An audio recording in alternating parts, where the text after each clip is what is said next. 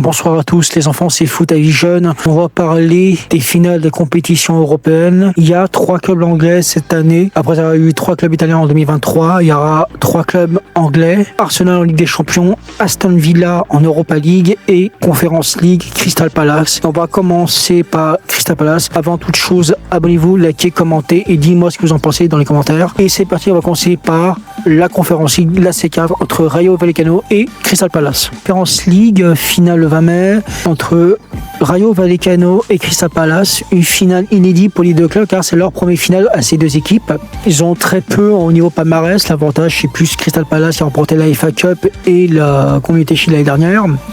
Sachant qu'ils auraient dû être en Europa League cette saison Crystal Palace, mais avec la multipropriété, Crystal Palace est en Conference League cette saison. Qu'est-ce qu'on peut dire Crystal Palace? On va commencer en premier avec eux.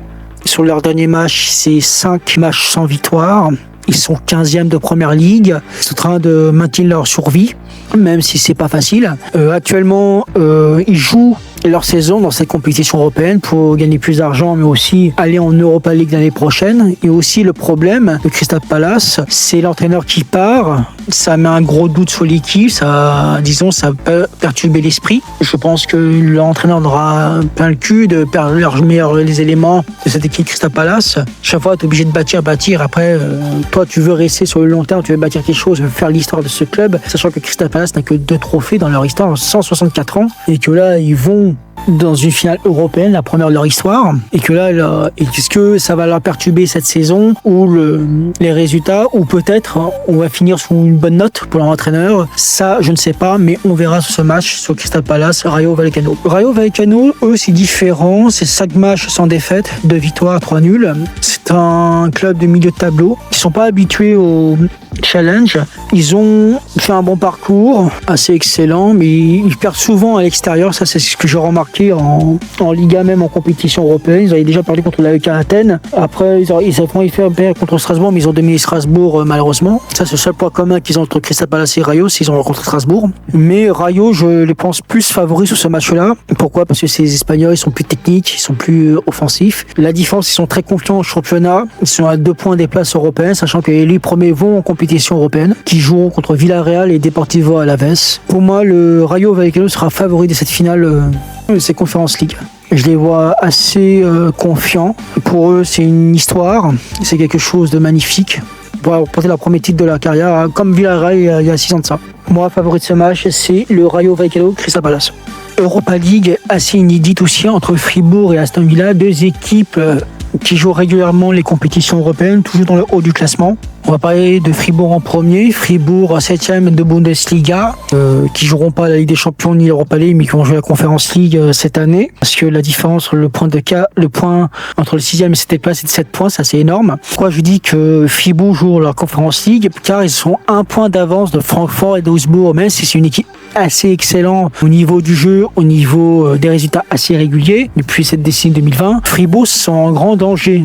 Alors, le problème, c'est que cette semaine, ils jouent la Bundesliga et on verra ce que ça va donner dans cet résultat de Bundesliga si Fribourg sera en compétition européenne, mais que si c'est aussi la première finale de leur histoire de ce club. Ils avaient déjà fait une autre finale, mais en Coupe d'Allemagne qu'ils avaient perdu en 2022. Mais le problème de cette saison pour Fribourg, c'est qu'ils jouent sur les 2 tableaux, c'est-à-dire ils jouent leur avenir européen là-dessus. Mais c'est une très bonne équipe, plaisant à regarder. Ils m'ont jamais déçu. J'ai déjà rencontré une équipe française qui s'appelle Lens, et qu'ils avaient que Lens avait déjà perdu.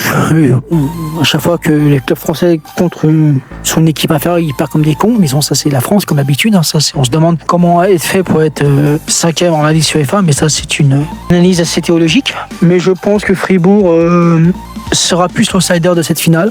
Je dirais que Aston Villa sera favori là-dessus, je vais expliquer. Aston Villa, cette saison, qui sont 5e de Première Ligue, qui sont pas sûrs de se qualifier en Ligue des Champions, il reste 2 matchs à faire. Parce que derrière, il y a Bournemouth qui les menace de leur faire dégager de les places de la Ligue des Champions, même si la personne qui entraîne Aston Villa n'est rien d'autre que Unai Emery. Pour ceux qui connaissent pas, cette personne est le spécialiste de cette compétition de l'Europa League. Il en a fait 5. C'est sa 6e finale. Il a remporté 4 avec des clubs espagnols espagnols, 3 avec Séville et 1 avec Villarreal. Il avait perdu avec Arsenal en 2019. Qu'est-ce qu'on peut dire? C'est un excellent entraîneur, un entraîneur qui pousse sur les clubs de seconde zone que de première zone. On a vu ce que ça donnait avec Paris avec la remontada. C'est un très très bon entraîneur à ne pas sous-estimer. Il a fait des très bons résultats. Il a toujours été très bon dans cette compétition européenne. Il a été excellent. Pour moi, c'est lui qui sera favori de cette match entre Fribourg et Aston Villa. Pourquoi? Parce qu'il n'y a pas grand-chose à jouer. C'est un spécialiste, vu par son expérience et par son passé, ce qui aurait grandement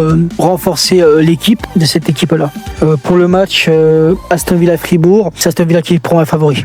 Une autre finale inédite, 100% capitale européenne entre Londres et Paris. On va parler du PSG Arsenal, le PSG qui défend son titre, une première dans l'histoire du football français, mais aussi Arsenal qui est en train de jouer les deux compétitions, c'est-à-dire la première ligue, la Ligue des Champions, la première ligue, une première titre qu'ils n'ont pas remporté depuis 2004, et la Ligue des Champions, une première finale qu'ils n'ont pas fait depuis 2006. Qu'est-ce qu'on peut dire de cette finale? C'est du 50-50 pour moi de mon point de vue. Je vois pas vraiment Paris favori, je dirais même bien au contraire. Même si Paris avait gagné l'année dernière contre Arsenal, Arsenal a complètement renforcé son équipe. Même si Arsenal joue les troubles faits contre Manchester City, ils sont à 2 points d'avance de cette équipe de Manchester City en première ligue, qui sont pas sûrs de le remporter. On sait jamais parce que à chaque fois leur jeu est assez déplaisant à regarder, voire même insupportable. Il me fait penser à Graham dans les années 90, qu'on le surnommait dans la presse à l'époque, le Borin Arsenal, ce que Arteta applique aujourd'hui. Ils en passent à faire un doublé cette année. Je pense que Arteta mise sur la première ligue cette saison, que sur la Ligue des Champions. Même moi, je les voyais pas du tout favoris cette saison,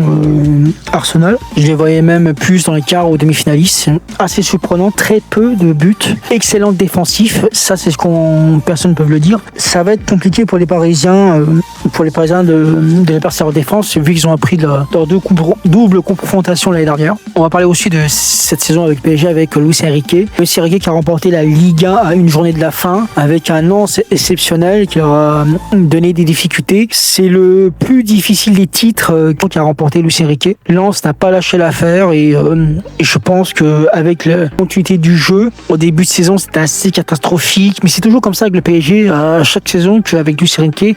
C'est toujours en début de saison, tu es un peu en période de rodage. Et après, vers janvier, février, là, tu commences à monter, à faire tes paliers, à faire tes résultats. C'est ce qu'on voit depuis ces 3 ans que Luis Enrique a pris le club. C'est aussi une première, il défend son titre. Une première dans l'histoire dans un club français. Une première aussi pour un club européen du Puy-Réal. Chose qui est rarement faite. Est-ce que le PSG peut s'en sortir? Oui, je trouve que c'est une équipe collective assez intéressante à regarder, toujours plaisante. Même les remplaçants fait quelque chose de bon. On peut dire ce qu'on veut, mais je pense que cette finale va révéler si le PSG peut dominer une dynastie européenne qu'on n'ait jamais vue dans un football français. Favori pour moi, c'est du 52-48 pour le Paris Saint-Germain. Mais si à se méfier avec Arsenal, je pense que les Parisiens ont beaucoup de lacunes au niveau défensif, même s'ils m'ont impressionné au match retour contre le Bayern. J'ai encore beaucoup de doutes sur la position défensive, surtout de Marquinhos. J'espère qu'il ne s'effondrera pas, mais je serais content pour lui qu'il défende le titre, qu'il fasse l'histoire du jeu, que ce soit sur la version quatrième ou même de l'histoire du club. Alors je dirais favori PSG, mais avec un